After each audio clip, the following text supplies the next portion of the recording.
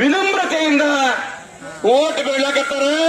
Vote ಬೀಳೋ ಮುಂದೆ ಏನ್ ಹೇಳಕತ್ತಾರಪ್ಪ ಅಂತಂದ್ರ, ನಾನು ನಿಮ್ಮ ಮನೆ ಮಗ, ನನಗ ನೀವು ಜೀತದಾಳ ಮಾಡ್ಕೊಂಡು ಇಟ್ಕೋರಿ, ನಾನು ನಿಮ್ ಸೇವೆ ಮಾಡ್ತೀನಿ, ಈ ಭಾಗಕ್ಕೆ ನೀರು ಮಾಡಿಕೊಡ್ತೀನಿ, ಮಾಡ್ತೀನಿ, ಯಾವತ್ತೂ ನನ್ನ ಮನೆ ಮಗನಾಗಿ ದುಡಿತೀನಿ ಅಂತ ಅನ್ನೋದು ಅದು ಯಾರು ಬರಲಿ ಕಾಳಜಿ ಇದ್ರ ಸನ್ಮಾನ್ಯ ಬಿ ಡಿ ಪಾಟೀಲ್ ಸಾಹೇಬ್ರು. ಯಾಕಪ್ಪ ಅಂತ ಹೇಳ್ತೀನಿ ಅಂತಂದ್ರ, ಬಿ ಡಿ ಪಾಟೀಲ್ದು ಸ್ವಭಾವ ಹೇಳ್ತೀನಿ ನಾನು.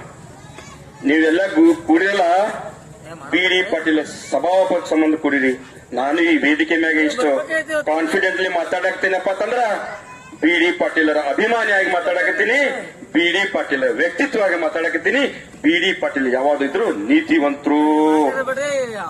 ನಾವಿಲ್ಲೆಲ್ಲ ಸೇರಿವಲ್ರಿ, ನಾವಿಲ್ಲಿ ಸೇರಿದವರು, ಈ ಮುಂಭಾಗದಲ್ಲಿ ಕೂತವ್ರು ಎಲ್ಲರೂ ಹಿರಿಯರು, ನಿಮ್ ಕೈ ಜೋಡಿಸಿ ಹೇಳ್ತೀನಿ, ಇಂಥವ್ರಿಗೆ ಶಾಸಕರು ಮಾಡ್ರಿ. ಅವ್ರು ನೋಡ್ರಿ ಹೆಂಗದಾರ, ತೆಳಗಿನ ಹಿಡಿದು ಮ್ಯಾಗಿನ ತರ ನೋಡಿದ್ರೆ ಬಡವರಿಗೆ ಕಾಣ್ತಾರ.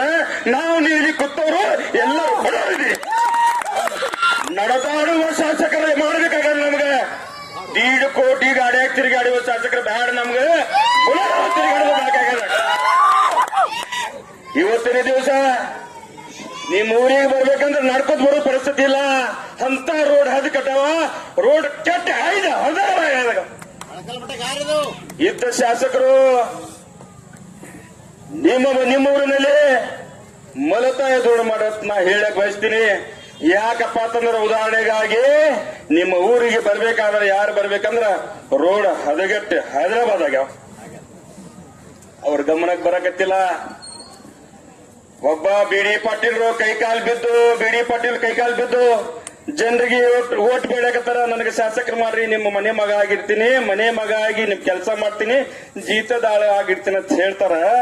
ಇದ್ದ ಶಾಸಕರು ಏನ್ ಮಾಡ್ತಾರಪ್ಪ ಅಂತಂದ್ರ, ನನ್ನ ಬಳಿ 2,000 ಕೋಟಿ ಅದಾವ, ಮುಸಲ್ಮಾನ್ ಸಮಾಜಕ್ಕೆ 5 ಕೋಟಿ, ಆ ಸಮಾಜಕ್ಕೆ 5 ಕೋಟಿ.